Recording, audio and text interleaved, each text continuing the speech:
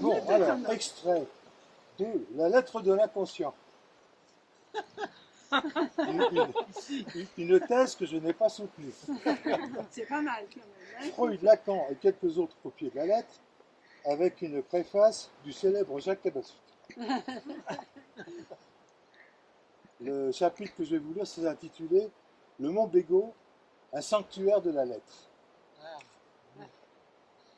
Une découverte archéologique récente va me permettre d'étayer la thèse défendue par un certain nombre d'historiens de la lettre, tels qu'Alvey, Waknin, etc., qui ont opté pour une évolution de la forme des lettres du pictogramme à la lettre d'alphabet. Pictogramme à la lettre d'alphabet. Le Mont Bégaud est situé à 80 km au-dessus de Nice, dans la vallée de la Roya, peu avant le col de Tende. Le site est connu sous l'appellation de la vallée des merveilles. On y est. Sur plus de 30 km², on peut découvrir plus de 30 000 gravures. J'ai vu que c'est 40 000. J'avais sous-estimé l'âge. Datées pour certaines de l'âge de bronze, soit entre 1800 et 1500 avant notre ère. C'est à une véritable montagne des lettres que l'on a affaire. En effet, les 40 000 signes, sur les 40 000 signes, une grande partie est composée de corniformes. On le voit, les cornes. Et certaines inscriptions nous permettent d'entrevoir leur passage à la lettre d'alphabet, en l'occurrence le A. C'est-à-dire que le premier pictogramme du A, c'est une tête de taureau, comme ça sur le côté. Et puis, bon, stylisé, ça fait hop, la tête avec une barre. Et puis, à un moment, on le voit, alors, bon, chercher dans la vallée des merveilles, on voit le moment où ça se renverse, ça donne notre A. J'aimerais dégager ici deux enseignements de la vallée des merveilles. D'une part, pour ce qui concerne la naissance de la lettre. D'autre part, pour ce que ce site proto-historique nous permet d'apprendre sur les processus psychologiques vraisemblables qui animaient les hommes d'alors et gouvernaient cette création, où métaphore et métonymie sont à l'œuvre d'emblée. Le Mont Bégaud, la montagne du taureau, dont l'étymologie se décline en B, qui veut dire montagne, et Go, le taureau, culmine à 2872 mètres. À cette époque, c'était un lieu de culte dédié au culte du taureau, culte que l'on retrouve dans beaucoup de peuples bordant la Méditerranée.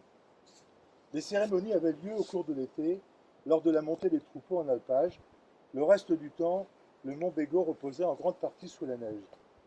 La vallée des merveilles, et dans une moindre mesure la vallée de la Fontaine-Alba, entoure ce mont. C'est dans ces vallées que l'on trouve le plus d'inscriptions.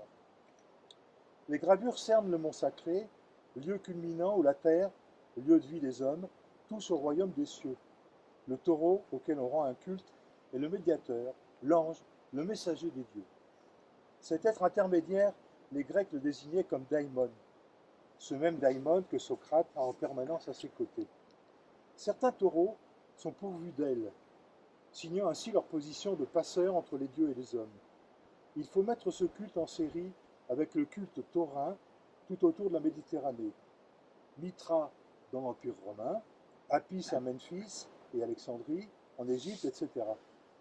On sait également que certains palais minoïens, Knossos, ou encore certains sanctuaires, situés dans l'actuelle Turquie, présentent une omniprésence de la tête de taureau. Les fêtes de la tauromachie, déjà présentes en Crète ancienne, aujourd'hui, desquelles est attendu l'avènement du duende, on en parlait ce midi avec Jacques, comme le célèbre Garcia Lorca dans une conférence à la Havane en 1930, relève sans doute d'un vestige de ce culte. L'une de ces gravures, la plus célèbre, on a appelé le chef de tribu, vous l'avez vu, ce type, on a l'impression qu'il y a un couteau qui lui rentre dans le crâne, va nous permettre de cerner de plus près le culte qui se déroulait en ces temps-là au Mont Bégaud. C'est une des rares gravures anthropomorphes. Elle met en scène un personnage de sexe masculin, entier, longiligne, à tête arrondie, surmontant un long cou, bras étendus, mains ouvertes, doigts écartés. Il porte une chasuble ornée d'un corniforme. Il apparaît comme un montage de corniformes, nez et yeux, cou et tête, chasuble, corps, sexe, etc. Les pieds sont tournés vers l'intérieur. Un grand poignard à lame triangulaire est fiché dans sa tête. Il s'agit vraisemblablement du dieu du Bégo, dieu tauromorphe, maître de la foudre et de l'orage, passeur entre les hommes et les dieux. Ses cornes sont le capteur des énergies célestes. Ça, c'est mes barjotages, vous avez compris. Son signe est composé de 2 pictogrammes très anciens, la lune et le soleil. Bon, ça, je ne l'ai pas inventé. Le taureau est un dieu père, tandis qu'un autre personnage présent, plus petit, qu'on ne voit pas parce qu'ils ont juste détaché le chef de tribu, comme ils l'appellent, alors qu'il y a un petit personnage sur le côté. C'est dommage qu'ils n'aient pas pris l'ensemble. Moi, je le reproduis dans le bouquin. Un autre personnage plus petit invoque la pluie, représente la terre. Dans d'autres gravures, le signe du soleil est représenté entre les cornes, comme on voit chez les Égyptiens d'ailleurs. Parfois aussi, les cornes sont opposées, incurvées, pour former un cercle vide. Dans d'autres gravures, enfin, le graveur a joué sur un trou naturel de la roche pour en faire soutenir le vide par le corniforme. Ce qu'il y a de remarquable sur ce site, c'est que petit à petit, c'est l'invention de l'écriture qui va permettre de passer des gravures à la lettre. Le taureau, l'être qui cercle un espace vide, sacrifié, répand son sang sur la terre pour que jaillisse l'eau des trous de la roche. Ainsi, il a indiqué à un moment, le gars, quand il y a le personnage féminin, il y a deux rigoles qui vont entourer le personnage. Ainsi, la terre est fécondée et les champs cultivés dans les plaines. On peut voir l'évolution de la gravure dans cette chaîne qui suit du pictogramme à l'invention de la lettre. Alors, c'est ce que j'évoquais tout à l'heure. On voit le taureau, puis tout d'un coup, ça se renverse, etc. À partir du culte du mont Bégo, il y a 1800 ans, nous pouvons repérer en acte l'essentiel des processus que Freud relève dans le travail du rêve. C'est un travail sur la lettre, comme nous le verrons dans le cas de l'homme au loup, dont je parle un petit peu plus loin. Chez Lacan, on passe d'un traitement analogique de la lettre comme missive à un traitement de la lettre comme caractère en chassant le réel. Le mont Bégo est bien, au sens propre, en tout cas de mon point de vue, une façon pour les hommes de cette époque de traiter le réel par le symbolique, processus qui met en marche une praxis. De Freud à Lacan, nous passons de la lettre comme littérale à la lettre comme littorale. Là, je renvoie au texte de Lacan, littérateur. La lettre comme enclos du vide. C'est bien, nous le savons aujourd'hui, à la suite des travaux de Bernard Salignon et des très beaux textes de Marguerite Duras sur les mains négatives, disséminés sur les parois des grottes préhistoriques, une mise en scène de l'espace symbolique.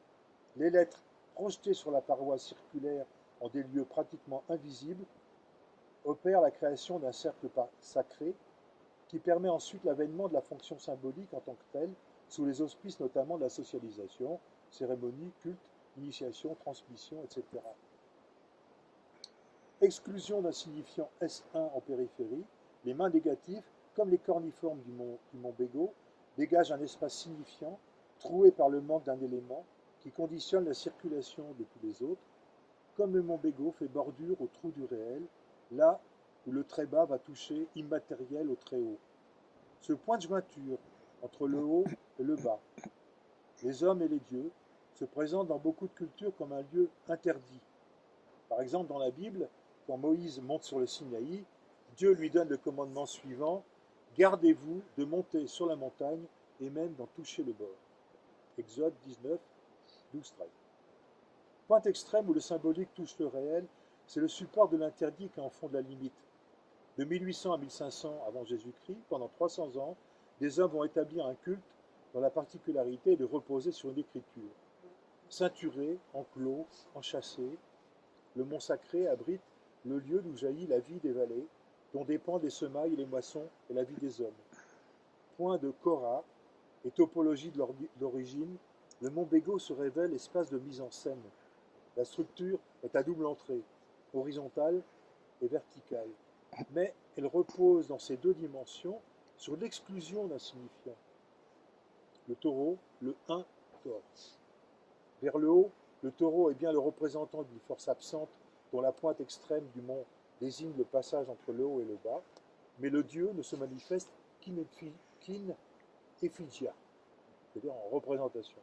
Taureau, foudre, tonnerre, horizontalement, l'écriture, dispersée des corniformes en cercle concentrique autour du mont, inscrit cette chute du dieu, sa prise dans l'univers symbolique. Elle fabrique un topos, où ce qui unit le bas et le haut réunit aussi la communauté des hommes entre eux. La lettre joint et disjoint dans le même temps, elle précipite dans le symbolique la matrice de la division, elle en fonde le principe. Ce qui divise les hommes fonde aussi de fait ce qui les réunit. Charnière entre le monde des hommes et des dieux, le monde des lettres fait se croiser les deux dimensions du vertical et de l'horizontal. Cette topologie singulière donne naissance à l'univers symbolique d'un peuple inconnu qui, il y a 1800 ans, inventa l'écriture comme espace de création et de socialisation. Le poignard, que l'on peut voir dans diverses gravures, planté dans la tête de personnages comme dans celle du chef de tribu, devient non seulement un attribut du dieu taureau, mais surtout le phallus que les maîtres de cérémonie portent sur leur tête. Le couteau phallus est bien alors l'outil qui tue la chose pour en faire subsister le symbole, supporté d'abord par le pictogramme et ensuite par la lettre. Ce qui illustre bien cette assertion de Jacques Lacan, je l'ai cité ce matin, hein. Le symbole est le meurtre de la chose, et cette mort constitue pour le sujet l'éternisation de son désir. Le topos du mont Bégaud, matrice d'une machine symbolique qui tient ensemble les membres d'une communauté, est constitué d'un montage, si ce n'est rudimentaire, tout au moins élémentaire. L'exclusion d'un élément qui existe fait consister l'ensemble. C'est ce qui assure le fondement de toute institution, ce que Pierre Legendre ne manquait pas de souligner dans La fabrique de l'homme occidental. Les habitats institutionnels sont construits sur un vide à partir duquel se déploie la parole et qui porte la pensée. Point d'origine intemporelle de l'institution, notamment de l'institution première qu'est le langage, le vide que soutient la lettre établit le socle des civilisations. Voilà pour le Mont Bégaud.